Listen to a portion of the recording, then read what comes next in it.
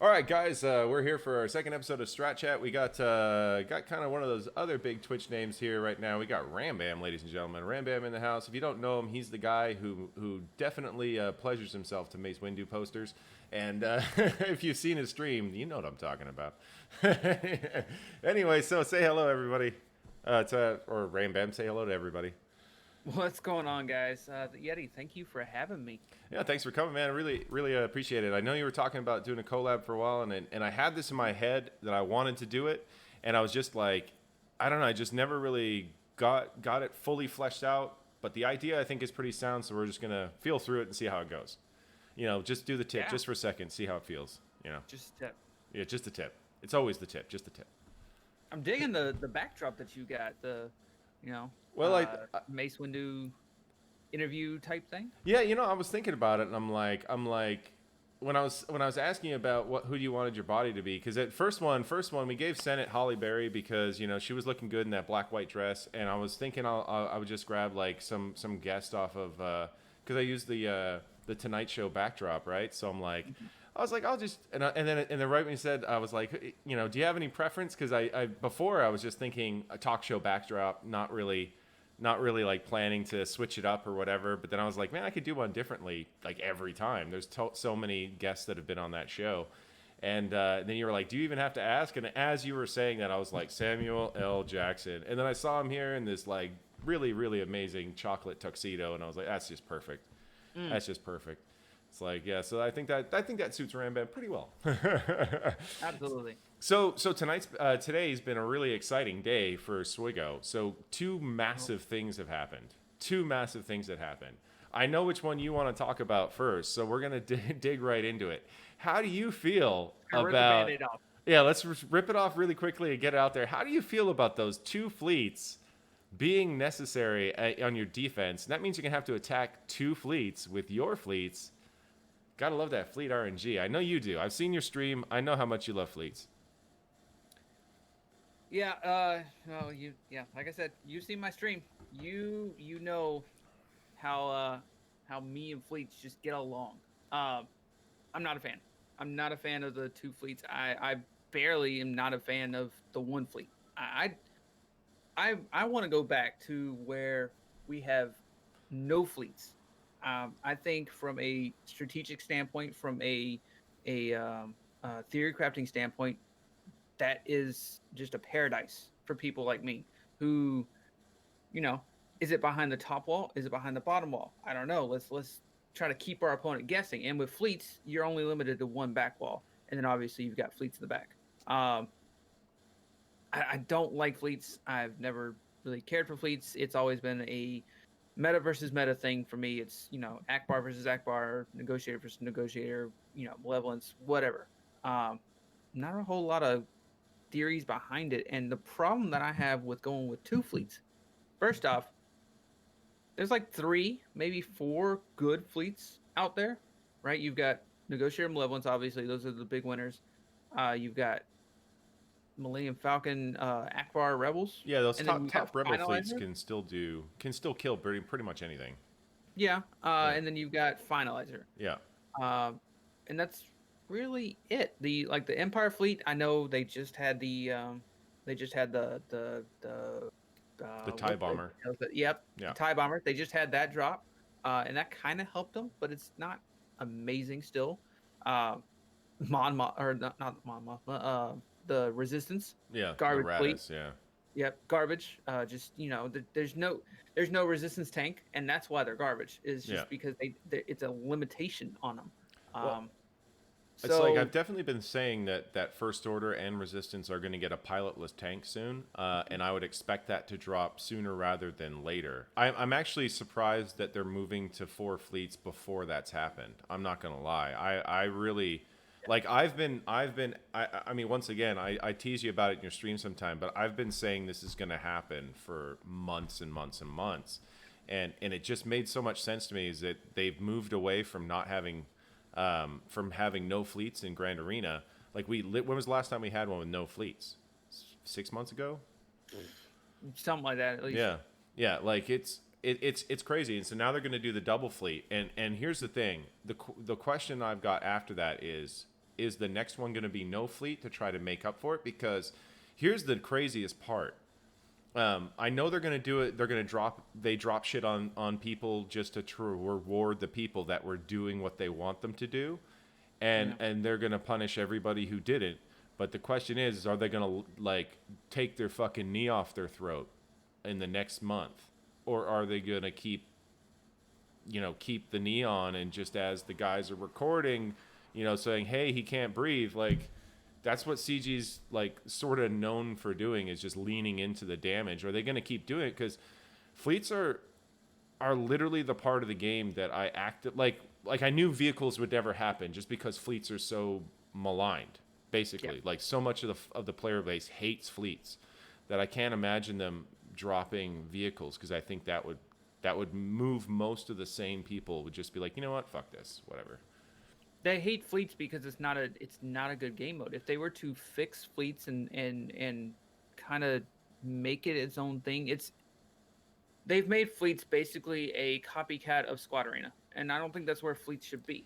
I think fleets should be its own kind of interesting type mode, and it's not. It's a clear copycat of Squad Arena that's just with ships. It's honestly, it's characters. Just for me, the biggest problem with fleets. Just to cut in really quickly, because I think you're going around the same around the same point, but you're kind of approaching it in almost a different way. The biggest problem with me with fleets is the lack of variables. Like, I can't have an advantage over somebody who mods like shit at all. So, if they've got 6-dot mods that have no speed, no nothing, or whatever on their main character, their fleet's as fast as mine. Welcome to the land of RNG. It doesn't matter how much work I do, I cannot change that. We've got an RNG spin no matter what. And for me, that's the biggest problem, and I don't like the idea of adding more of that variance. At the same time, I'm also only at 4.5 million, and I have 4 good fleets. So I'm like in this weird spot where I'm going to be cool for the next couple of months, but obviously people are going to catch up, and then it's going to become more of a slog. Well, and I think that's part of an issue, right? Is people are only going to have 4 good fleets at most. Yeah, I think. Yeah. You're going to have your negotiator and malevolence. I've encountered people at my GP that don't have one or the other. Well, I'm thinking of Grid. Grid only has the one. Grid only has negotiator. He's yeah. about to unlock malevolence, but he won't unlock it until after this next GAC lock. And so he's going to be short at least 1 week or 2. Yeah. Finalizer, he does have finalizer, and here, finalizer, if you have SOKR, your first order is built up enough where they can take out a negotiator fleet with relative ease, provided RNG works in your favor. That's the key. and that's the problem. You've seen it before. I've done that counter. Yeah. And it will work most of the time. Yeah. It won't work. It won't work all the time. And so then you have to clean up with the fleet. And so with them doing that means you have to have 5. Exactly. Yeah. And that's going to be the problem, because unless you have, say, not Mon. I keep wanting to say Radis, unless you have Radis, there's not much else. You can come in with an Empire fleet and clean up, but realistically, who's got a decent, solid Empire fleet? You've already taken out Geos for Malevolence. You've already taken out Hounds 2 for probably Negotiator. Yeah. You've already taken out Rebels for MILF.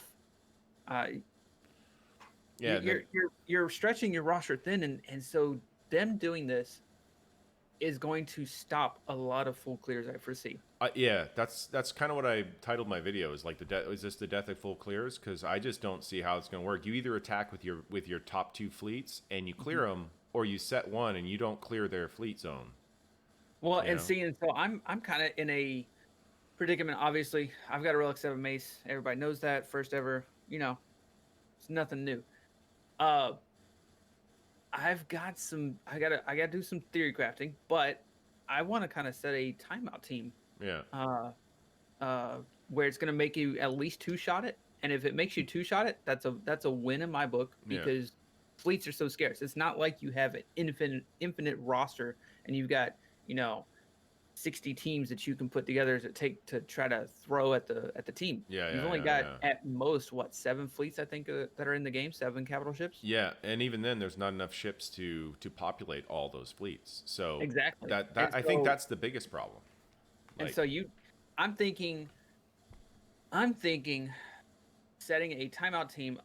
Obviously, there's going to be people that's going to set the two big teams, right? You're going to have, and that's part of the problem I'm worried about. yeah, Setting people that are going to set malevolence and negotiator down, they're going to just steamroll over people because nobody's going to be able to to clear clear them both of them. unless Yeah, they have both GLs or they have, uh, like if they're going after Palpatine, they probably have a solid Empire yeah, team lined up, and so maybe Thrawn maybe could counter one of those. Um, maybe. maybe MILF obviously could counter one of those. Yeah, Um, I don't I don't know. I'm not a fan. I don't like it. I didn't like the idea of it, and then when they announced it, I was like, come on, seriously, like well, just slap in the face to us. so like my original idea with that, the way I thought they were going to implement it, and I think I might have said it before to you, is I was expecting them to make a new division on top of Division 1 for people like 6 mil GP plus, and then drop the 4 fleets on them, because Absolutely. yeah, because at that point you're like, well, you probably have 5 fleets, pretty decent ones, you know, or you know, if the people who have both SLKR and GL Ray at like 6.5 million or whatever, they're gonna have, you know, 6 fleets, and that's when it becomes like a yeah, all right, let's see what you can do with them. But I'm so surprised at Division 2. That one caught me completely off guard. I Like, remember when I was at Division 2, because Division 2 is what 3.5 to 4.5, right? yeah, yeah, And so it's like yeah, I three remember point being six or at something. that. Yeah, I had 3 solid fleets, maybe. Like I had an Akbar team. This was before negotiating malevolence, obviously.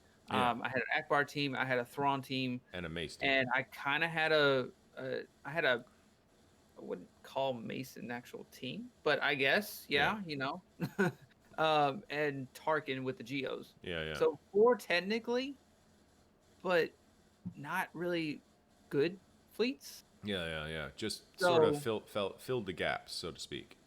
yeah. Yeah, So that, mm, I don't yeah, like it. yeah, It's not good. It's not good for the play base. I don't think.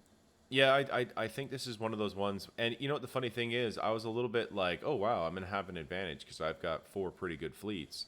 And then I really was thinking about it. Like I made my video and I went for a walk to go do my stuff in the afternoon. And I'm like walking to go somewhere. And in my head, I'm like, man, CG have lost their goddamn minds. Yeah.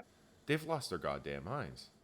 And you know, it's one of those where I was just thinking about it, and I'm like, when I first got into Division 2, I didn't have my malevolence yet, so I had 3 good fleets, Mm-hmm. and I'm sitting there going like, I didn't really even have a 4th shitty fleet. Like I had one where I could probably set the ships. They won't be synergistic. They won't do anything. So if you've got literally anything with any kind of synergy, it would just mangle it. But then I'll be able to attack with like finalizer and negotiator and like hope for the best, you know, something like that. And then it's like when I got into like maybe at like 4.1 million, I was literally going, okay, I don't want to be in Division 2. Division 2, like the top of Division 2 is pretty crazy, whereas in the bottom of Division 1, it's like a little bit more wide open. So I was like, I'll probably get some better matchups and stuff if I go to Division 1. And so like that's when I was really pushing my malevolence. Like I had the little gap. I had Kylo. I just got Kylo and all that stuff. And so I was like, I put some relics on my bugs, you know, that Yeah. kind of thing. Popped malevolence, got it up, got it all. And I'm like, okay, so now I have like a decent malevolence fleet. And so now I have a pretty good malevolence fleet. And, you know, I'm just looking at it going like, but yeah, that took like all of Division 2 to do that. Like to get that last one. And I'm pretty fleet focused. Like I've been finishing 1 in fleets basically, or top 3 in fleets every day since like level 78 or something, you know, like right away. And oh man, I'm just like looking at some of the opponents that I had that didn't have either malevolence or negotiator or something, and I'm just sitting there going like, man, they're gonna hate GAC coming up. It's just gonna be like, can they hold you from getting into their fleet zone essentially, and that'll be about it. Yeah, and that's gonna be, again, that's gonna be, it's gonna change up the scenario, because obviously, as we know right now, fleets it's 153 banners to beat it. Max is I think 72 banners, 76 banners, something like that. 76, yeah. Yeah, in so with them adding 2 fleets, that's now 76 potential banners. I don't think that's ever been achieved, but 76 banners potential for each fleet, and I would anticipate the cap for that zone probably going up to like 210-ish maybe. 190. Nah, 210 is for 3 teams, so I would say like fair enough. 180, 190 Yeah. probably. Um, So potentially it becomes more of a power, like there's more points there, but especially when you think about it, the zone in front of it has 3 teams. has 3, and Yeah. so my wonder is because they're going to add three teams up top, or 2 teams for fleets, are they going to add 1 team down bottom and make you require more teams down bottom to kind of even it out, or I would imagine yes. and so that's going to change things. Yeah. Also, If they don't though, then they fleets don't, would be GLs the are top. going to go Yeah. right in front of Yeah. fleets Every single every time. time. Yeah. And so you're going to be sandbagged with 2 GLs in one zone, Yeah. and people aren't going to care about the bottom because Well, it's not only this that. creates an imbalance based on what we've been accustomed Yeah. to since the launch of GAC. Yeah. So it won't ever be about taking the bottom. It'll always be about taking the top and seeing what's there and then seeing if you can get through their fleets. Like, did they set all of their best shit and did they not?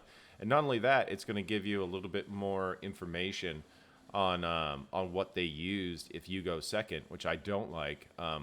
Being a streamer, like I have to go when I go, right? Like, and then Another reason why I don't like fleets, and this is a well-known fact for me. Another reason I don't like fleets. If, for instance, we all know Galaxy Heroes doesn't have the greatest connection in the world. Oh, yeah. Right? So if you're going into a character battle, let's say Grievous, right? Yeah. Go into a Grievous battle, and this just happened to me. I dropped my Padme in there, and then my internet went out. It wasn't CG this time, but for whatever reason, my internet went out. But let's just say the game had crashed. Yeah. Had the game crashed, I still would have lost the team. Either way, the result was the same. Yeah. I lost the team. I was able to go in and kind of throw a couple other teams at Grievous to still beat it. Yeah. If that happens in fleets, Now, you can't. yeah. You don't have that. Yeah. Especially if you're in Division 2, you only have 4 fleets. You put 2 on defense. You lose a fleet, there goes your full clear. Yeah. You've got zero chance. Zero chance. If chance. You're in Division 1 and you have 1 GL, yeah. You at most have three fleets, plus the 2 on defense, most likely, right? 3 solid fleets. So I mean, depends on your GP. 3 really. solid fleets on offense. Like I'm at like now I'm at the bottom of Div 1. I can tell you this right now. I don't think I can put together a cleanup fleet. I don't think so. Like it'll be literally bare bones bullshit. Mm-hmm. Yeah, I can put together Negotiator Malevolence, Finalizer, Radis, and my Radis is not great, but I could throw together a bare bones Radis, Mace, with bare bones whatever you got lying around, like right, and Empire. Yeah, that's it. And so if I put 2 teams down on defense and I lose, I for whatever reason game crashes, I lose a fleet, let's say I lose Finalizer against Negotiator, I literally have nothing to beat Negotiator. Yeah. And here's the thing: they can't just release more cap ships. That's the craziest part. They just released 4 cap ships and like 4 new ships. You can't just release more cap ships either. So for whatever it is, I think I always knew this was coming, and I've been saying it, but man, it's too early. It's too early. Anyway, let's move on to another subject because I think we got that one pretty well covered. Kind of beat that one in the bush. Yeah. The two ships in a zone. So also today, the other big piece of big news that I want to chat with you about while I got you here, the new Rex dropped. The new requirements dropped for the new Galactic Legends, and I mean, yeah. I know you're feeling spicy on it. Yeah, like it's so stupid. Jedi Master Luke is 5 legendaries. One of them is get locked, completely 100% get locked. Then they've got 2 marquees, and and then they added some. They did throw you a little bone. It's Lando and Hermit, but then they added some less than useful characters and Biggs. Biggs is actually not a bad ad, especially with the change to fleets. So I'm okay with that. I was actually semi expecting Biston and or SRP to go, because I've been saying Wedge and Biggs the whole time. I'm like, I know it's gonna be Wedge and Biggs. It's gonna be Wedge and Biggs. It wouldn't make sense though. It wouldn't make sense except for it's CG and they want you to have fleets. That's the only way it made sense. But in my head, I was like, Wedge and Biggs make sense because of where they were in the story, and they've got ships. So that was kind of what I was thinking. But man, you look at Sith Eternal Emperor, and why? The two of the 3 first legendaries you're gonna get in the game that everybody has, and then it's a bunch of old characters that if you've been playing for 4 years, you've already got them 7-starred, like all of them. Yeah. I mean, so here's the problem, right? Here's the problem that I have with Luke's. They did phenomenal. Other than the get lock, they did phenomenal by the requirements. Every single character in that requirement is usable somewhere in the game. Leia and Lando are probably the least useful out of all of them. Yeah. Right? Wedge and Biggs going to be useful with Mon Mothma. Lando even is usable with Mon Mothma. Leia, whatever. Honestly, you could probably throw her with Rolo and some extra rebels and do a cleanup team. Yeah. So like her and Captain Han, and I mean, you could probably make that work. Yeah. Exactly. Luke, usable, very usable. JTR, very usable. R2D2, C3PO, Chewie's, all the Chewies. Yeah, they're all fantastic. Yeah. It's all great characters. Then you get to Sith Eternal Emperor. Yeah. And so this is where I kind of have an issue with not what they've done, but not many characters of those are usable. You've got Piet. Piet is very usable. Fantastic. Yeah. I'm actually gearing him up to replace my Traya in my Rey kill squad. Yeah. Because he buffs up the Empire that much. Yeah. It makes it super easy to be out Rey. Yeah. So, and I'm hoping to have that done by next GAC, by the start of it. Yeah. Vader obviously needs no mention. Yeah. Palp needs no mention. Thrawn needs no mention. Beyond that, Maul. Maul's got some good, use. Okay, good back wall. Marauder's excellent. Marauder's excellent at Relic 7. No, Relic 4 or 5. I mean, I literally I watch a streamer who has him at Relic 4 and he one-shots the shit out of Relic 7 Malik. So I'm like, okay, Relic 4 is good. But he's like a bad 5th for a HK or for a DR squad. Yeah, I mean, it can be depending if you're outspeeding. Like fifth. I mean, who do you take out? You. I was thinking Sith Empire Trooper. You take him out if you're outspeeding the other Darth Revan side, and you can do some good work there. The big thing is for me, I think I've always thought that Marauder and Assassin are quietly very, very good, and Marauder's beast. Yeah, and like Marauder. If you've got those two guys, you can throw them in with Palpatine and he can do some major work there, or you can throw them in with Traya and they can do work there. Like, you're going to have your Dooku, who's a very great relic. Like, he's a decent G12, but he's an amazing relic, Dooku. Mm-hmm. So like that, once again, you've got that usability. So I think Dooku is one of those relics that's before Sith Eternal Emperor wasn't really needed for anything, but it was a damn fine relic to have, because once again, he can go in with Traya, he can go in with Palpatine, he can do real work. He causes a nightmare in the nuke teams. If you've got a big relic nuke team, like Dooku can really get things going. But now, so let's look at the other Rex. Yeah. Krennic, complete hot garbage. Yeah. Trash. Just throw them in the dumpster fire. Royal Guard, as it currently stands, Royal Guard is trash. Now, I kind of think with Piet, Royal Guard will be a good 5th in a raid kill squad. Yeah. Because of the Empire synergies and because he is very solid, even though he's not permataunting, you throw that tank tech with Watt, He has a lot of protection. Oh yeah. So Yeah. Royal Guard might have his uses. He still needs a rework. Yeah. Tarkin, he can do good damage.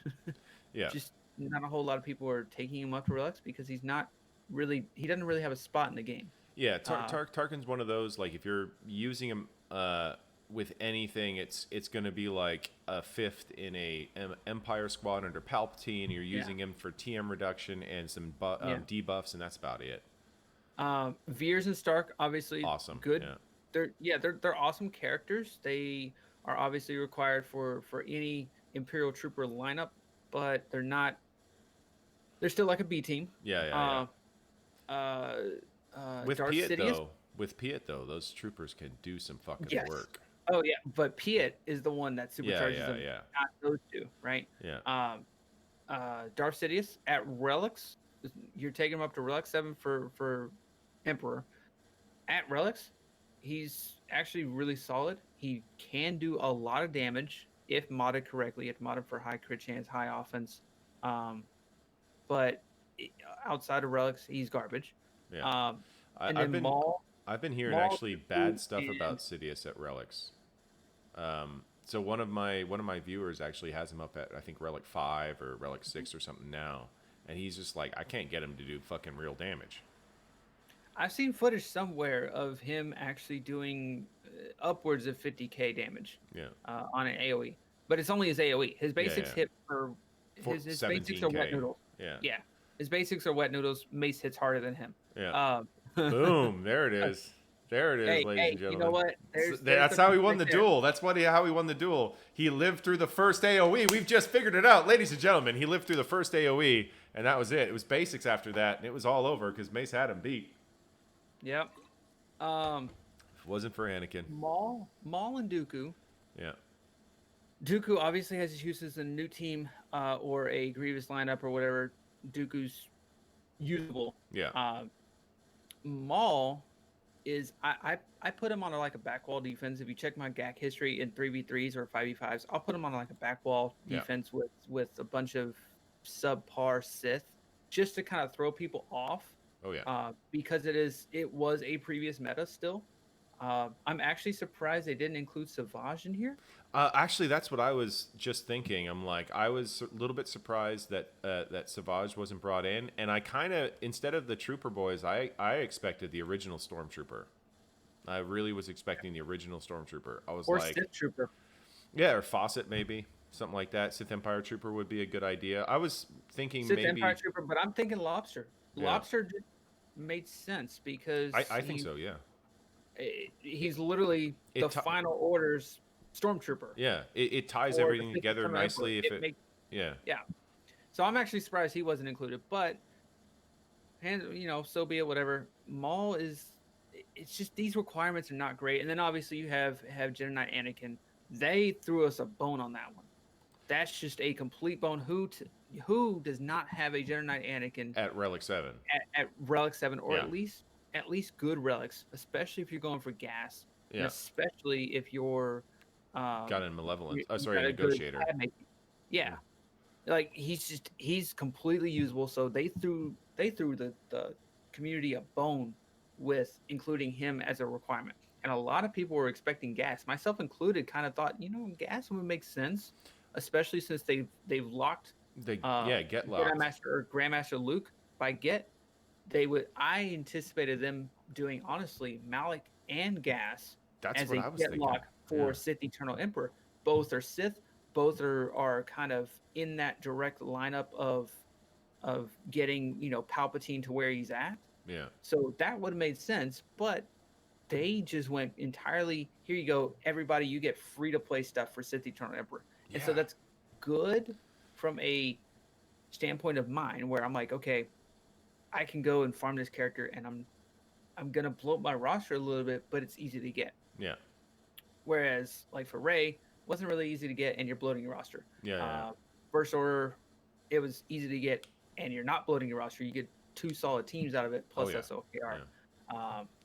And then Luke, obviously, you're not bloating your roster at all. There's no fat in there whatsoever. It's all meat. Yeah. For the most part, yeah. For the most part, yeah. Minus 2 characters. Like the thing that's so crazy about it for me is like at this point now it's what like to get Grandmaster Luke is what you have to have 55 characters started up and ready to go to get all those legendaries. And I'm just thinking about it from because I'm like newer to the game, right? I'm like 3 years in or something, 2.5 years in, 3 years in, something like that, right? And I'm looking at it like this: if I picked up the game tomorrow and I was like, "Oh, cool, they released it," Grandmaster Luke. Grandmaster Luke. Well, I'd love to Yeah, get you're not that. getting What do I it. need? And you're like, oh, I'm like 3 years away. Because I literally am just now getting to the point where I'll have all this stuff. But it's only because I'm going to have enough to get Jedi Knight Luke the next fucking time he shows up. Because, fuck me. Oh, exactly. Because you're looking at it, you've got 2 heroes' journeys, Yeah. you've got 3 legendaries, and you've got a raid character. Plus, you've got 2 brand new marquees, plus a ship, plus a 2 characters that are locked behind Git, Hermiota, and And Wampa. Wampa, yeah. Plus, you need oh man, just It's just, yeah, it's daunting. Just daunting. the Ewoks. You need the bounty hunters. You need the Ewoks to get C-3PO. You need the Empire to get R2D2. R2D2. You need the First Order to get to JTR because you got a BB-8 first. You need the bounty hunter ships to get Millennium Falcon. It's just, you know what? I forgot about that. That's 6 legendaries. My bad. Or 6 legendaries or hero journeys. Like it's crazy. You need First Order to get BB-8. You need, it just goes on and on and on. You're just sitting here looking at it like, oh my god. Oh yeah, because you did need Millennium Falcon for Yeah, if you need him for Jedi Knight Luke. For Jedi Knight Luke, yeah. Yeah, so that's and I think I forgot about yeah. It's daunting when you look at it like that. Yes, they're all usable, but they're usable for a reason because they require so much to get to them. Yeah. So I've got this funny feeling that like Jedi Master Luke, man. The game would be like, cool. They released Sith Eternal Emperor. All right, let's see what's going on. Oh, cool. I'll just throw some relics on these guys. Cool. Hyperdrive bundle gets you the requirements to unlock Thrawn and Palpatine pretty much immediately. Yep. And every single character is really easy to unlock. I think it even gives you Vader. There you go. Yeah, I think it does. Yeah. Requirements really. Yeah. So it's like it's pretty crazy. Like I'm just looking at it and I'm just sitting there like, where is the difficulty in getting this character? Yeah. Like where's the struggle? I remember getting Kylo and I remember being like, when it was over, I kind of almost wanted to be like, all right, fuck it, I'm done. Like that was ridiculous. I'm done with it. And Jedi Master Luke's kind of a little bit the same way. And I'm looking at Palp and I'm going like, I could literally, if I really wanted to blow my Visa card, I could literally buy him. Literally just buy him. Whatever. Yeah, just toss on relics. Yeah. And buy the stars, and there you go. Yeah. And I'm actually kind of wondering from a game standpoint, from a divisional standpoint, you're gonna have people that's gonna have very focused rosters. Perfect example, Bulldog. Mm-hmm. Division 6, very focused roster, and he's a Kraken. By no means does he deny that he's a Kraken. Mm-hmm. I can see him getting Sith Eternal Emperor pretty much immediately, mm-hmm. being at Division 5. Oh yeah. And how many people in Division 5 are going to have any GL, much less, maybe not even gas or Dark Revan? Very few. And so there's going to be a lot of people that's going to get Galactic Legends, Sith Eternal Emperor. I would expect immediately. If people really want to be kind of like, I want to take my gaming up to the next level because I just have no time, or I have all the time in the world, or whatever, making an alt account and going straight for Sith Eternal Emperor because his Rex are so easy to get and there's no gating behind it, going after him and getting him as early on just so they can sandbox GAC if that's their favorite. 100%. And here's the crazy thing with how if they're really, really motivated, once you've got your Sith Eternal Emperor, that means you also got a great Palpatine team, depending, or you'll be pretty close to a troopers team. So all of a sudden you've got a bunch of like little teams like that. You go full on dark side, and you can get the First Order characters pretty easily. And the next thing you know, you've got 2 Galactic Legends by like Divisions fucking 4. Like that's just ugly. That's just ugly. SLKR is really easy to get to. Yeah, And really play friendly. like for me, I didn't have the best First Order, so it was a journey. But like I had already been thinking about getting First Order, so I had starred everybody up. So that's where I was. Like I was like, okay, I got to add some gear, but that's why I was like, oh yeah, I'm SLKR. All I need are these 2 marquees, and then I gear everybody, right? Like that's not too bad. And then when I looked at Ray, I'm like 7 hard nodes away from you. It's like I didn't even have JTR.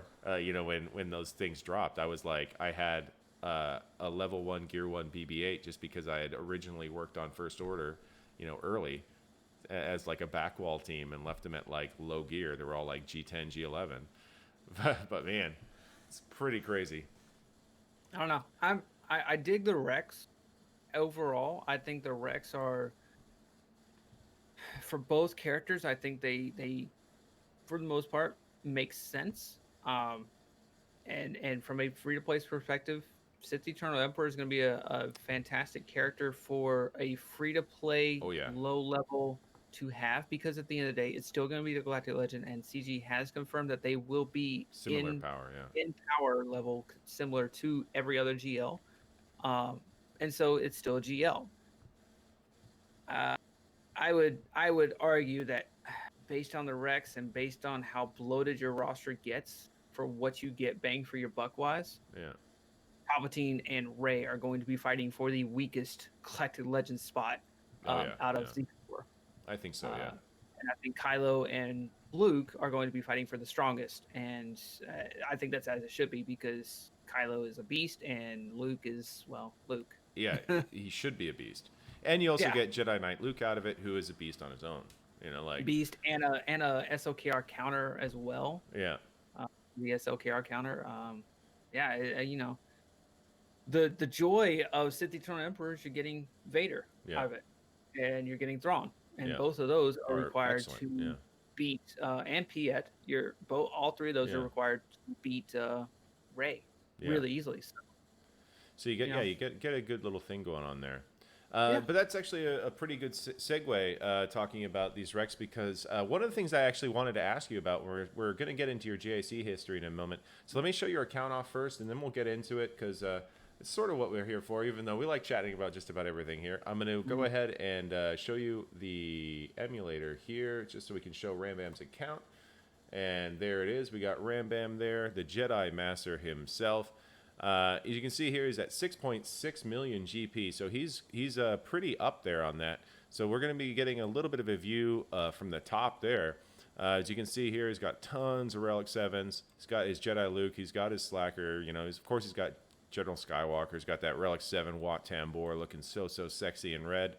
Down here, you can just see he's got pretty much everything. He's got he's got the basically all the clones are all ready to go for those cam shards. I mean, just seas of red and blue right down there. Provided RNG actually works with you on that mission. Which one? Provided RNG actually works with you. And which then it doesn't. It's like after that sea of red and blue, we got a bunch of gold, and then following some purple. There are some notable blues that we want to show off here. This man will be soon fighting with Jedi Master Adastra for the complete Jedi lineup, I think, because you can see here we got that Relic 7 Mace Windu looking oh so good with his little bald head, and then we got Kit Fisto here, Relic 5. Look at that, that's beautiful. And there are talks that Ayla Sakura is going up as well next, so we're going to be seeing the stunning, beautiful blue lady up there, probably coming to his Jedi Knight Luke team in a near future, offering that stun on basic. And there, he's got the unlocked the big-headed man himself, Ki-Adi-Mundi. I'm actually thinking of putting a kill squad together. Not a kill squad of sorts, but just a backwall defense, just to throw people off. Yeah. With Mace, Ayla, Kit, and Barriss, or. Some different Jedi in there. I know, obviously, Kid is an attacker. So, Throw it in Uh, with Ki-Adi-Mundi. yeah. So Qui-Gon works as a lead. Yeah. Mace works as a lead as well, based on the offense percentages that Mace gives. Yeah. Uh, and then throw in Zaris, as long as you have her Zeta. Throw Oh in yeah. Zaris, Ayla, because she's a support. She's going to benefit from Cam. Um, yeah, there's some ideas I've got there, but I'm not working on Cam right now because obviously Galactic Yeah. Legends and Cam is not really all that usable at 4 stars. Yeah. That's true. He's True story. nowhere Yeah. near what a Watt Tambor is. Watt Yeah. Tambor is Yeah. completely usable at 4 stars. Unlock them and plug and play, and you're good to go. Yeah, man. Wat Tambor is absolutely transcendent. Whoops, I gotta get you back on screen there. I put something else in front of you. Okay, there we go. So one of the things I wanted to ask you about, now that you've got your Jedi Luke and you've been using him now for a couple of weeks, and the question I have for you is, if when there is no Kylo for you to attack, what do you use your Luke on? Where are you finding him most useful?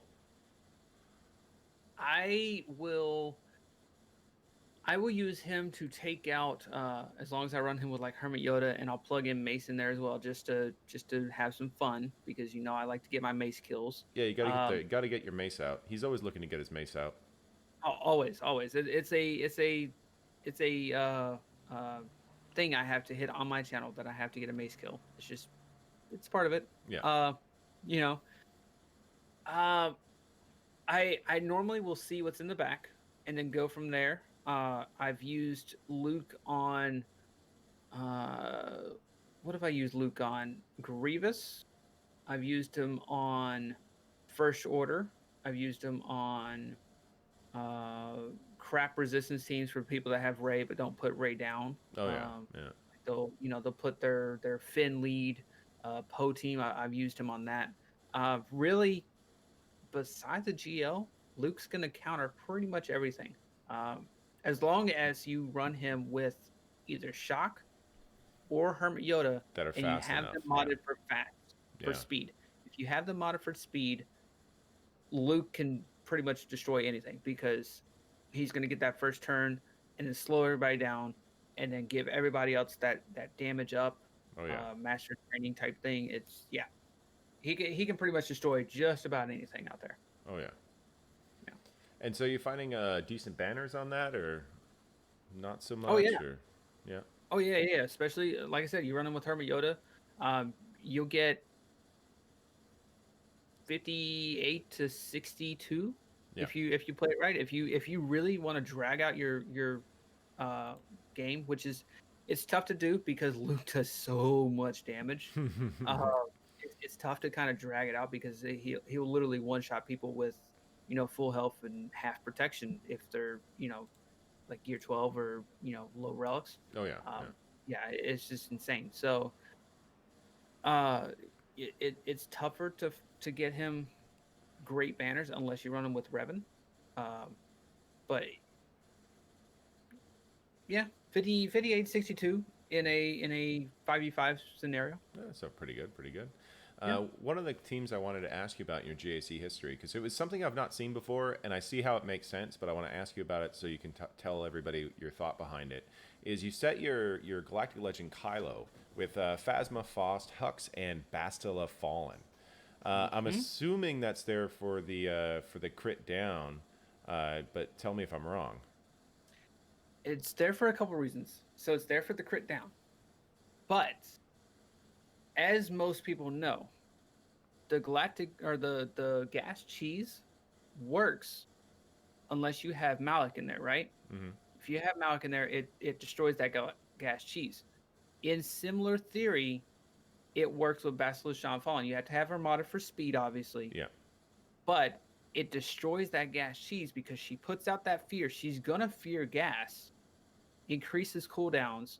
Kylo's gonna be able to stun him.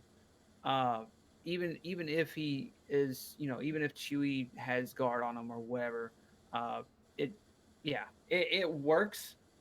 Just from the fear mechanic, just from the extra buffs that Basila gives her leader, and then the crit chance, crit avoidance, whatever. So it was kind of my attempt to kind of figure out, how do I save Malik how do I keep Malik with DR or use him for offense or whatever the case is, uh, but still stop that gas cheese from people that I know have a Are gas gonna cheese use it, ready. yeah. Exactly. And as far as I've seen, nobody that's used a gas cheese against that has beaten that. Yeah. Well, All lost. I've been seeing some impressive holds by it in a couple of instances when I'm just looking through your history. Yep. So My recent opponent threw 8 teams at that and couldn't clear. yeah, Um, I was literally just looking through that, and I was like, oh well, there we um, go. and then what I like to do is set DR down there at the same time, and so it kind of makes you second guess and be like, do I use gas cheese against this and then do DR mirror match? Do I do a gas versus DR because it's still got Malik in there, so it's Yeah, still a threat even without Basilishan Fallen. And then obviously if I took Marauder up to Relics, that would be still a big even threat better. as Yeah, well. yeah, Yeah. So I don't know. It's just me kind of playing around with some teams, trying to figure out how do I stop my opponent? How do I kind of slow him down because I know he's probably going to full clear. We've got equal rosters of yeah, sorts, top 80 PP. He's got as much damage potential as I do. So how do I kind of slow him down or at least make him second guess himself to for me to kind of get the advantage? yeah, yeah. It's interesting. Yeah, it was something that kind of stood out because I was like, I don't think I've ever seen that before. Mhm. It's like, so that's pretty. It's always nice when you see something like that when you're going through someone's history. I brought it up with Senate in the first episode. Like I saw a guy who has like a G12 um, counter for General Grievous, and I was just like, wait, what? Like all the characters except for one are G12, and they're not particularly modded well. And it's a Palpatine one with Palpatine, Thrawn, Basilishan Fallen, and I want to say IPD and something else. And it just works. He just gets like 60 banners every time. It doesn't No, really that matter how you set it. makes Yeah, sense because of the guns, because of the fracture and the fear. Yeah, yeah, no, that makes sense.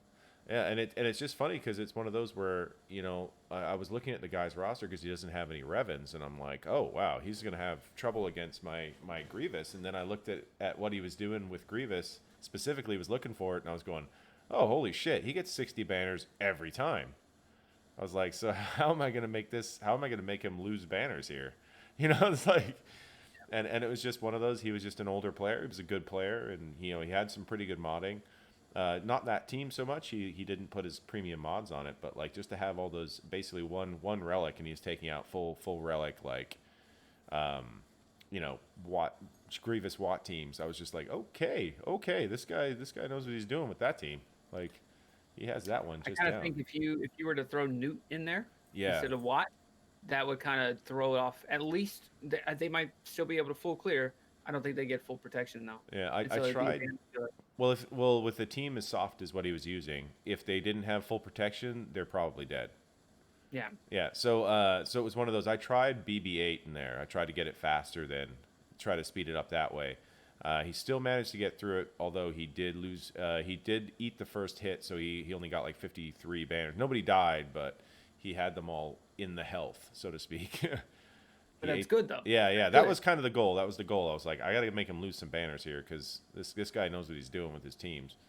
And that's kind of my thought process when I look back into GAC history on swgoh.gg, which I mean I don't know who's not using that at this point, but Everybody everybody needs should. to Yeah. everybody needs to use it. It goes in depth on what they use. It goes in, tells you the banners, tells you all that stuff that they got, what they use, team comps. And I think They recently just added the GAC section of swgoh.gg that allows you to see all the counters, yeah, see the yeah, banners that they typically will get on average, yeah. and see the percentage that team is actually Wins, yeah. beating said team, and so it breaks it down by leader. So you want to know what's going to counter Ray, you search by Ray, and it pulls up all the different types of Ray comps that have been used. L3, Chewy, Resistance Bros, all that stuff, and then what teams have been used by that to beat those teams and the Oh yeah. percentage win base. It's a fantastic site, fantastic tool, entirely free. It Everybody needs to be using that for sure. it's an absolutely incredible resource, and I'm always more stunned. that people don't. Like, I'll talk to my opponents or something, and I'll be like, I'm surprised you set that. Like, I mean, none of those teams were gonna throw me off. Did you look at my GAC history? I'm like basically getting 62 banners on all those because I can underman all those battles. It's like, no, I didn't really look. I just kind of was like, oh, I saw you had everything. So I was like, whatever, I'll just set this shit. I'm like, well, and he's like, yeah, I know, I should look. And I'm like, yeah, I mean, kind of. And then you'll get some opponents that are like, yeah, I saw what you did, and I was like, okay, how do I try to trip this guy up? And then they fuck up because they set too much, and then they can't full clear, and they're not playing their way. Like, I find it interesting when somebody normally attacks with everything, and then they try to set a strong defense, try to catch you out, and then they just screw up their attack because they don't know how to kill things without overkilling it. Yep. And then it becomes a bit of an issue for them. And yeah, it's kind of interesting, but that's one of those things where you can see when somebody jives, like, goes right off of their script and then they lose. It's like one of my latest opponents, he attacks every single time with his SLKR. Doesn't matter what they've got. And he does a good job with it, like, he's looking for the solo if he can, but for the most part he just runs over a team with it, the team that's going to cause him the most trouble. And then I saw twice in his history in that month, he set it on defense, tried it on defense, and he lost both times. And I was just like, that just reinforces it. Like he didn't know what to do, and he didn't have his Kylo to deal with a problem team, and that cost him. Yeah. No, you have to examine your opponent's roster. You always have to have the teams in the back to support the absence of a character. Yes, we all love using our Darth Revens, our gas on offense. But if you put it on defense, what are you going to use in their absence? Yeah. And do you have the teams for those counters of the teams that you might find? So what I like to always try to advise people is, if you're going to place gas on defense, can you beat gas? Mm-hmm. If you can't, don't put gas on defense. Yeah. If you have DR and you want to put them on defense, can you beat DR without DR? Mm-hmm. Right? You always have to make sure you can at least beat that meta or that particular team lineup without using that team, if you want to beat that team on offense, 100%. without putting that team on offense. So, like, I could beat DR, so I put DR on defense a lot of times because I can beat them. It's all dependent on my opponent, obviously. And mods and how they like to set, that kind exactly. of thing. Yeah. And if they have a faster DR or slower DR, if they have a slower DR, which is rare because my mods, I have shit luck with mods. If they have a slower DR, I might say my DR for offense and just mirror match them because, or maybe I'll put them on defense if I notice that my opponent doesn't like to put DR on defense. Yeah. I'll put it on defense and let them try to do a mirror match, which it doesn't always work in their favor. Yeah. There's some RNG built into that team for sure. What I like to do is, when I'm looking at my opponent's roster, if I notice a pattern that he's going to one-shot everything, I want to put down teams that's going to not trip him up. I'm not necessarily looking to, especially in my GP, it's 6.6 mil. Yeah. I'm not to make him get a hold. Yeah. Because most times you're not going to get a hold on unless you just got some crazy outmodded stuff, which I'm never out. I'm always outmodded. Yeah. Every opponent I go against has better mods than me. It's just the way it is. So I'll put something down that I know is going to steal banners, and that's how I succeed and get further, better banners and ultimately win most of the time. Is because we'll both get the full clear, but my Grievous with Nuke, for instance, will steal 3 banners from him. Whereas they put Grievous with Watt, and I'll get a full 60. Yeah. No, I follow you on that. So, how do you feel GAC's changed since the inclusion of GLs? Because I thought you didn't have it for a while, but I guess it was just the alt. So you actually had Kylo like right away. I had Kylo pretty much right away. Within the week or so of Kylo getting released, I had Kylo. Ult took me a little while because I kept messing up and obviously farming tickets, because that's such an amazing idea. Yeah, such a great idea. I'm looking forward to doing that again. Oh man, 100%, hands down. I can't imagine my life without farming tickets instead of farming characters and useful things that I actually want, like stun guns and Kyrotex. Yeah. Because who needs those? Yeah, no, who needs those? So I I had him, um, and right away, I was already going up against people that had ultimates and whatnot, and I didn't like it. I've always been a fan that if you go up against a GL, or if you have a GL, you should only go up against opponents that have one GL. If you have two, you should only go up against opponents that have two. If you have none, you should only go up against people that have none, and so on and so forth, right? Yeah.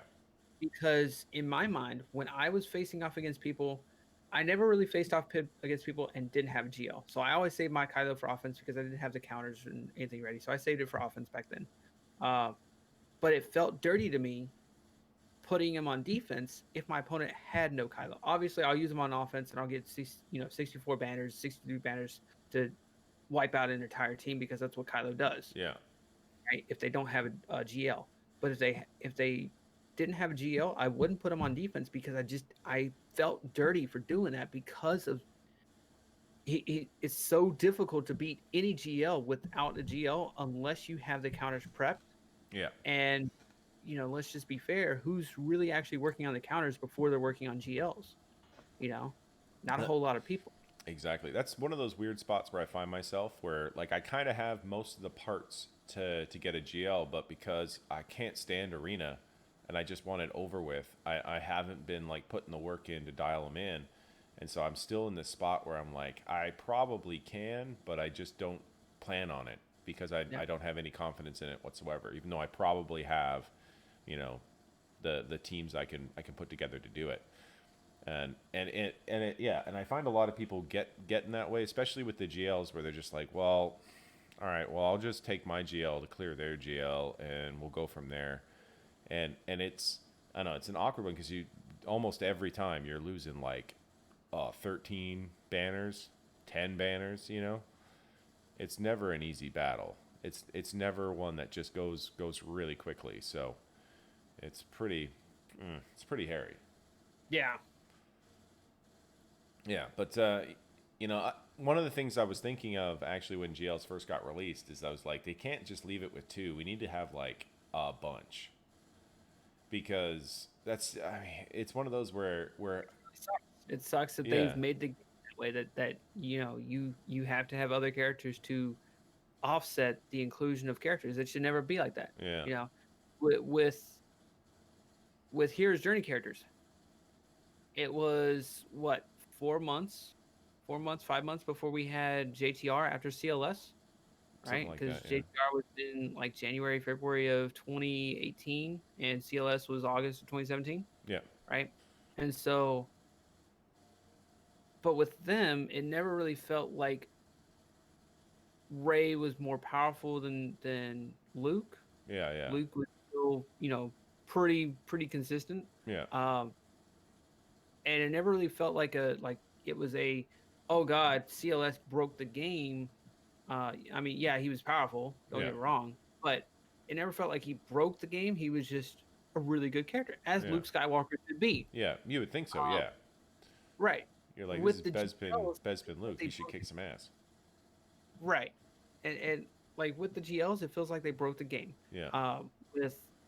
Even though they obviously, back in Traya, Jedi Knight Revan, Darth Revan, Gas, obviously that's where the game kind of got just. Do you know what the funny thing was? Is like Jedi Revan was a stupid character, like the team, but it's the team that makes him stupid. Like his lead is insanely powerful, and then he has a couple of really good mechanics. But him as a crazy. Yeah, but it's like him as a character in isolation isn't like he's not going to go solo entire teams and shit. He's just not. He's not built that way. Right. Well, same with Darth Revan. Well, yeah, it's sort of what I'm getting at. It's like Darth Revan never felt like sort of like Jedi Revan. To me, Jedi Revan didn't really feel like it broke the game, but it definitely was like one of those where I'm like, whoa, what are they going to do when they release more Jedi that are good? Like, what's happening here? And because I basically started with Jedi Revan, so for me, Jedi Revan was just kind of what I expected. You know, I'm like, all Yeah. right, well, this is the best player in the game. I'm gonna go get this guy. And so I aimed at him right away. But then with Darth Revan felt like a glass cannon that could wipe out Jedi Revan. But before Malik dropped, I was like, this is kind of like people with Jedi Revan can still climb. People with Darth Revan can still kill him. You know, you can change it up. I mean, I remember DB Official with his G12s when G13 started coming out, started running Darth Revan under Traya. It was like Traya and Scion with Darth Revan and Dark Bastila, and he was wiping like just very consistent against Jedi Revan, like that kind of thing. Like I was like, okay, this all works. But Malik was a different story. Malik was all of a sudden this character. He's not the lead. He's not the most important character in the team, except he solos almost every team, and it's just like. It was one of those where I was like, okay, so I can kill the rest of the team, and then I die to this guy because he just drains my team out. Okay, great. That was when I first felt like they started getting it wrong, and then General Skywalker to me felt like they started getting it right again. You know, because I'm like, okay, so CLS can come and wipe him out. Padme can wipe him out. I mean, Shakti clones beat A him. very well modded CLS high relics, Yeah, not just any CLS. I'm used It to it because wasn't until Padme where Padme was like a pretty good Padme, not a great Padme, but a decent Padme can go in and clear gas. Oh yeah, but Darth Revan can as well. The classic team obviously not as well as something with like you put GBA in there and it's extremely consistent against General Skywalker, stuff like that. So I'm like this is a very beatable team. Like he's OP on offense. At the time, there was really nothing in the game that stood up to him on defense. Like you could pretty much punch everybody in the dick and it was fine. So I was like, I like that. I like the idea of getting this super powerful character. I can climb without problem. That was my big one. I was like, I like the fact that I can climb, and I'm like 9 out of 10, I'm good. You know, RNG can fuck you, but like 9 out of 10, I'm good. I'm good with that. And then it was like, and not only that, the people behind me aren't bothering me to lower my team because they can beat me. Yeah. So I was like, I dig that. That's good. I'm very happy with that. And then all of a sudden, Galactic Legends dropped, and I remember gunning for General Skywalker so hard because I was like, I'm pretty sure General Skywalker will be able to beat the GLs, because that was my mentality. Because I was looking at everything that I saw, right? Like, Traya could still beat Jedi Revan. It wasn't, consistent, but he could. And Jedi Revan could beat Darth Revan Malik. So it was one of those where I was like, okay. And then you had off meta stuff like Padme that could beat all of it, and all those things. General Skywalker came in, and he could beat everything else. Jedi Revan couldn't beat him, but Darth Revan could. It was one of those where I'm like, okay, so the last meta can beat him. The second one, okay, that's good. I like that. That's okay. I'm really good with that. Yeah, good with that. Then Jedi Galactic Legends dropped, and it's like, all right, well, I'll just go fuck myself then. That was a really weird feeling where I was like, why are they made unbeatable teams? Why would they make unbeatable teams? Yeah, it doesn't make sense for them to. I mean, and GLs aren't unbeatable per se. Well, when they first dropped, like I mean, when Rey first came into the game, remember everybody beating their head against the wall trying to figure out a way to beat Rey. Like, I remember Kylo and Rey Mirror. Yeah, well, that was the downside. Is it wasn't a free to play counter. Yeah. Right. There was no free to play counter like with gas. Exactly. You had a free to play counter in CLS. Yeah. Right. Jedi Knight Revan was already out. Could beat DR. You just had to mod him a little differently. Same thing with. Well, I ran with Jedi Knight Anakin, and I was very consistent, like 7 out of 10 against Relic 7 Malik. Yeah. So I was doing pretty well with that. And so there was counters available for it. Yeah. When GLs dropped, there was no counters. Yeah. There was no known counters of anything that was free to play that could beat any GL. You had to use a GL, or you had to use a composition of like Jedi Knight Revan with gas to beat Kylo or something like that. Yeah. Rey was still very, very tough to beat up until Vader got the rework. Yeah, and then Vader's rework dropped, and it was like, oh, holy shit! And then they did hallelujah, thank you. And he was the free to play counter to Rey, and I felt like they did Rey dirty because there still wasn't like a great free to play counter to Kylo. I think like Vader can do it, but it's like General Skywalker with Chewbacca and Han and do it that way. That can work, but it's you break up a bunch of teams, and so it's not very feasible in a GAC realm. But Yeah. then Jedi Knight Luke dropped, and he's a pretty consistent counter with Jedi under Jedi Revan lead against Kylo. So all of a sudden, it's like, okay, so they've got the the hero's journey guy, who counters the meta GL, and then the off meta GL is countered by a free to play that everybody has. So so as long as they develop that right, like they've got that counter. So I'm like, okay, and it really pushes you to like, oh, I got to get Jedi Knight Luke. That's a big deal. Yeah. But of course he's get locked, and the fun thing of being a new player. There's nothing CG likes more than pissing a new player Cheerios. Let me tell you that.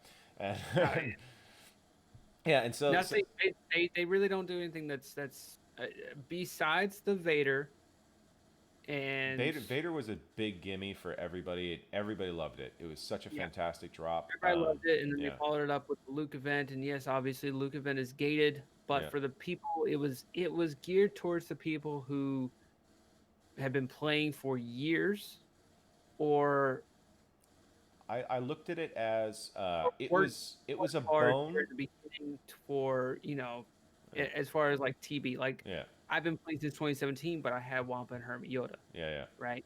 And so I haven't been playing from the very beginning, but I knew that those characters would be needed for something based on how hard they were to get. And Well, so I went ahead and knocked them out as quickly as I could, and it paid off for me because I was able to get Luke week 1.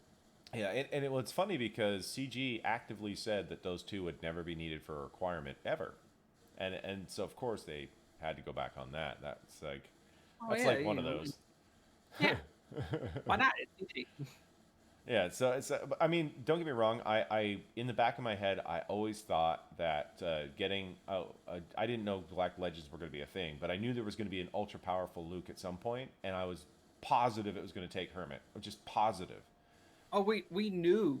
You knew based on the fact of, first off, how immensely popular the character is. Yeah, Second, he was in the backdrop for literally years yeah.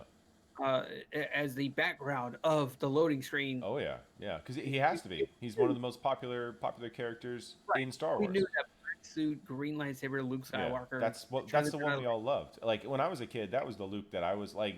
I mean, I liked him in Empire Strikes Back because that's my favorite Star Wars film. Mhm. But like, man, I just remember when I was really little, Return of the Jedi was the one I watched time after time after time after time. As I got older, I got to appreciate Empire Strikes Back more. But it was like Return of the Jedi is the one I watched to death, and I just loved Luke being a badass. Like that Jabba's barge scene. I fucking loved that scene. That was just amazing. And there's also Slave Leia, which Yeah. She'll never get added to the game, unfortunately. yeah, exactly. So there's Even gonna be Midriff Padme, Midriff Padme. no midriff Padme means no Slave Leia. It's not happening. But Midriff Padme's in the game as a NPC in GOTV. Yeah, that is true. That is very, very true. Which is kind of funny. Which is kind of funny that the main character is not. Main character has all shirt. But yeah. So it's kind of interesting, how all that stuff worked. And so I always looked at it as a bone being thrown to older players that did not have consistent GL counters, but didn't want to spend to get a GL. So they're like, what we're gonna do is if you don't want to go get the GL, we're gonna give you a character that beats both of them.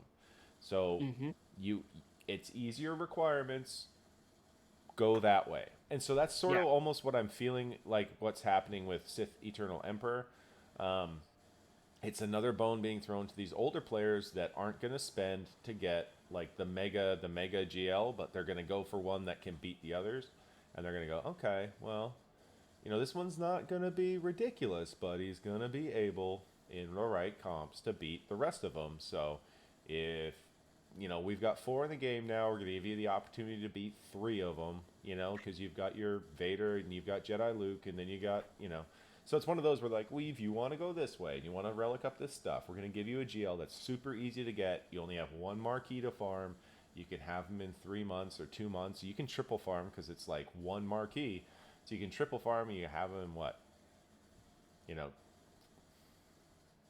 90 days, 120 days, depending on how much you want to go at it. Something like that. Yeah. So I think I get this feeling like they're giving these options out. Like they built it a different way. They're like, if you're a long term player and you don't want to have any roster bloat, and that was what your problem was, because that was one of the big complaints on those first two GLs was the roster bloat.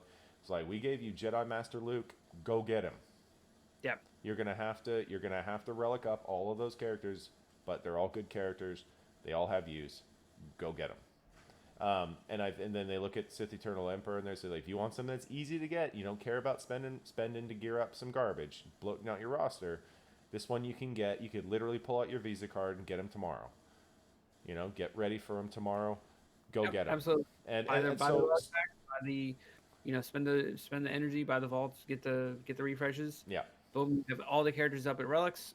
You can have P at bot, and there you go. Yeah. It yeah. was That's sort of what I'm thinking is happening there. I am very, very surprised there's not a second marquee that's going to be only in gamble packs for the first part of the release. But I'm very, very surprised. There's 2 marquees. Very surprised in all the other ones.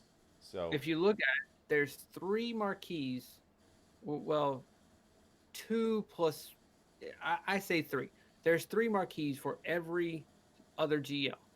Kylo had Hux and Lobster Trooper, yeah. and Finalizer. Oh yeah. Finalizer, Yeah. buy Finalizer, buy the packs.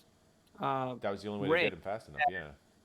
Ray had the Resistance Hero Bros. Yeah. And the Raddus. Yeah.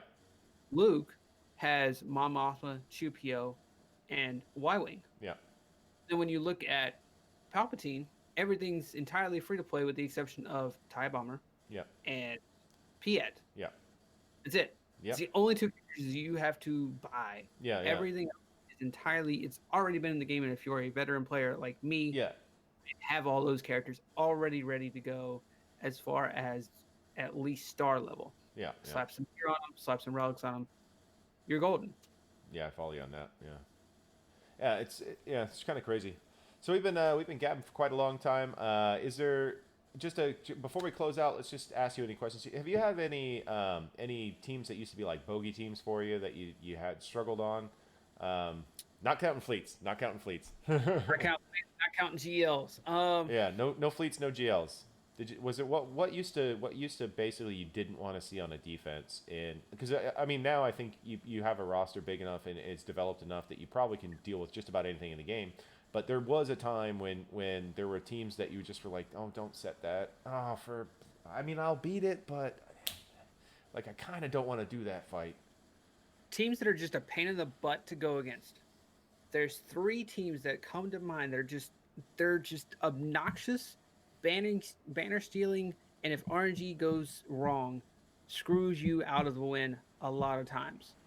3 teams that come to mind: Grievous. Mm-hmm. Any comp of Grievous, BB-8, Watt, Newt, Droideka. Mm-hmm. Any comp of Grievous, if JKR for some reason fails or Padme for some reason fails, it can go which way. Yeah. And it cost me many matches. Yeah. Night Sisters. Mm-hmm. Oh my God, Night Sisters are a pain. I hate them. I try to gas them or JKR them when I can because I just don't like Night Sisters. Yeah. If you have relicked up Night Sisters, it's even worse. Mm-hmm. And Geos, especially if you have the 2 big ones, possibly 3. Geo Brood Alpha. Yeah. Spy, and Sunfac. Sunfac's more of a gimme. Yeah. But Spy and Geo Brood Alpha, you have those 2 relicked up. If Treya fails, you're in a world of hurt. Yeah. And you get bad banners, but you'll probably clear it in one shot. But you get really bad banners. Those 3 teams, notorious for making me lose GACs, even though I have the counters already ready to go. I've lost GACs for them, or I get really bad banners, which again cost me the GAC because my opponent out banners me. Yeah. So teams like that are teams I'm always kind of weary of. Even though, like I said, I have the teams already ready to go for those. I don't like facing up against them because I kind of have to approach it differently just in case my my opponent does really good on banners. I need to ensure that I get something different than what I would normally get. Yeah, yeah, If yeah, I go against a Geo team, I'm expecting with a Treya counter, I'm expecting around 56 to 60 banners, yeah, uh, because they're gonna one shot somebody. Spy's gonna one shot somebody, yeah, yeah, and as long as he doesn't one shot Trey or Scion, I'm golden. If he one shots, this is why I bring in Nihilus. yeah. Um, but if he, as they've done in the past, one shot Treya, it screws up that whole team. I'm then done, and then I have to two shot it, and it's painful. Mm-hmm. So if anybody's farming those characters or those teams, and they put those teams on defense, people have to be cautious of them. Mm-hmm. People often will underestimate those teams as well. Yeah, I can't tell you how many times I've seen it where not just me personally, but I've been watching other streamers, other content creators, whatever, will go up against a Grievous that's Relic 7, but the rest of the team's Gear 12, and they oh will yeah, underestimate that team and be like, "Oh no, I can bring in a subpar Padme team or a subpar clones team or yeah, yeah, whatever. I bring a CLS against that, and they will just get mollywopped yeah. because Grievous, Yeah, and right? I always find it funny. I always find actually the lower geared teams can be just as difficult or worse than the relic teams because you accidentally kill stuff when you don't want to, and that's a massive problem with Grievous. I say the only team that's really not that big a deal at lower gear levels is Geos. Out of Yeah, those three, right? Geos kind of need Spy, yeah. and They need and Spy to be G12 plus, and just really rock and roll, even if the rest of the team is kind of lower. yeah, exactly. But with Night Sisters or Grievous, Grievous has to be relics. Just hands down, he has to be relic 7. Yeah, There's no way around that. Grievous is a Um, different character at G12 than he is at Relics. completely different. There's not even a question. He hits like a wet noodle at Gear 12. I mean, yes, if you're going up against him with another Gear 12, you're still going to take a big hit, but he hits like a wet noodle at Gear Yeah, 12. you Well, can one still shot. CLS a Gear 12 Grievous, but even with Yeah. the Big Bear backpack, it's like Relic 7 Grievous is going to tear you a new asshole. Yep. Night Sisters, on the other hand, Yeah, even at low gear levels, just because of synergy and how they work with the banners and the plague and the revives and everything, Night Sisters are always that one that's at low gear levels, still a pain in the ass mm-hmm. to be able to clear. And if you clear, get full banners on. Oh You yeah, can imp trooper it if you've got decent imp troopers if they're fast enough. But that really only works if it's 1,000 lead. If it's a Saj yeah. lead, It can it go doesn't really work. sideways.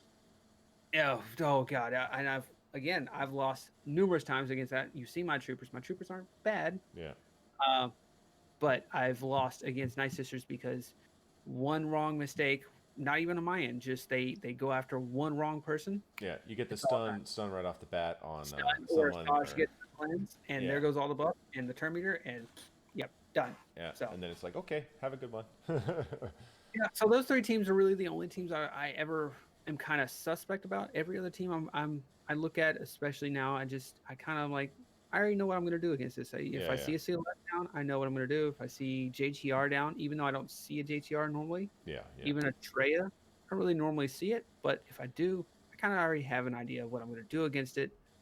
But Yeah, I actually no, almost set my Treya last round. The reason was it was like I can Vader this guy's bugs. I'm not too worried about it. But he failed against a Treya before, and it was a Treya set with some bullshit. I was like, if I set like a really solid one, if I set like a really solid, like put like Sith Empire Trooper in there, give him that double tank, and then maybe stick my like low end Dooku there just to add some stuns and some mayhem. I was like, I bet you yeah, he'd have some real trouble with that. But I didn't do it. I didn't pull the trigger on it. I was like, but what if, he sets this and I have to use Vader somewhere else, and then it's like then I have to like Padme the bugs, and then what if let's just it's like yeah, but I was like because that's just not a team you see on defense. mm-mm, Like almost nobody sets it. So it's kind of so when you're facing newer players, it can be kind of interesting. Like I yeah, got like I'm still even a little bit curious about what works against it and what doesn't. Like I know what absolutely works, but I like don't know off the meta stuff. I'm like I wonder what would if that would that work?